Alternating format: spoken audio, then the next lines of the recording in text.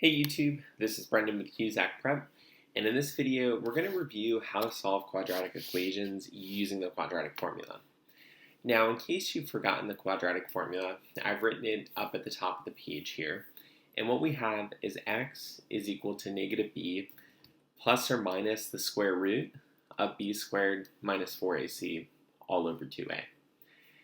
Now, when evaluating the quadratic formula, we have to make sure we identify what a is, what b is, and what c is. So you can only do this once you've set the equation equal to 0. Now, a is going to be your coefficient on your x squared term, b is your coefficient on your x term, and c is your constant.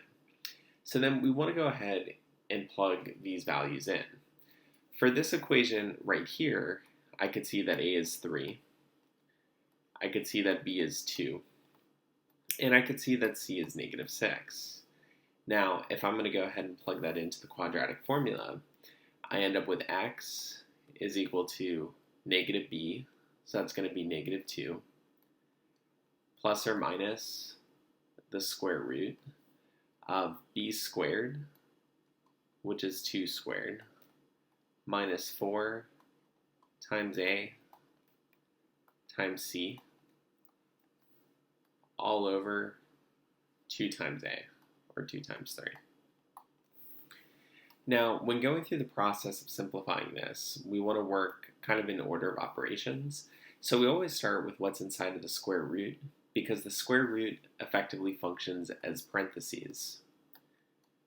So the first thing I would do is go ahead and evaluate 2 squared, which is 4. And then I like to keep this minus sign the same and just multiply 4 times 3 times negative 6. So 4 times 3 is 12. 12 times negative 6 is negative 72. So this is going to be 4 minus negative 72. And then 2 times 3 down at the bottom is going to give us 6.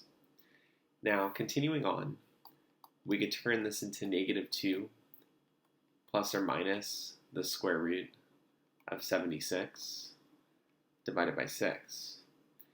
Now, a radical 76 can be simplified because 76 can be broken down into 4 times 19. So we can turn this into negative 2 plus or minus 2 root 19 divided by 6. In factoring a 2 out of all of the terms, this becomes negative 1 plus or minus the square root of 19 divided by 6. Let's take a look at another problem. So for this problem up here, we can see that it's not currently set equal to 0. So before we do anything, we have to change the form so that all the terms are on one side, and then set it equal to 0. So we have 2x squared plus 4x minus 7 is equal to 0. Once again, using the quadratic formula, we're going to go ahead and identify what each of these terms is. So with the first term, we can see that a is equal to 2. We can see that b is equal to 4. And we can see that c is equal to negative 7. Plugging these values into the quadratic formula, we end up with negative 4 plus or minus the square root of 4 squared minus 4 times a times c all over 2 times a. Just like last time, we start by simplifying what's inside of the radical. So we're going to have negative 4 plus or minus the square root of 16. I'll keep this as a minus sign.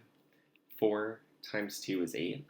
Times negative 7 is negative 56, all divided by 4. Now, 6 minus, I realized I made a mistake earlier, this should be 3. Now 6 minus negative 56,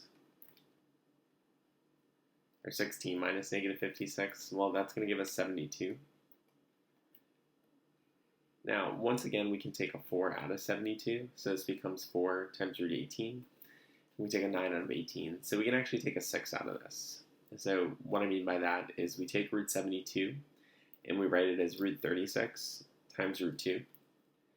And root 36 is just 6. So this becomes negative 4 plus or minus 6 root 2 divided by 4. Now, we can take a 2 out of every term. So this simplifies to negative 2 plus or minus 3 root 2 divided by 2. And that's how you solve a quadratic equation that's not in standard form to start. You simply convert it to standard form and then proceed to solve it the way you normally solve. Thank you for watching. Hope you found this video helpful.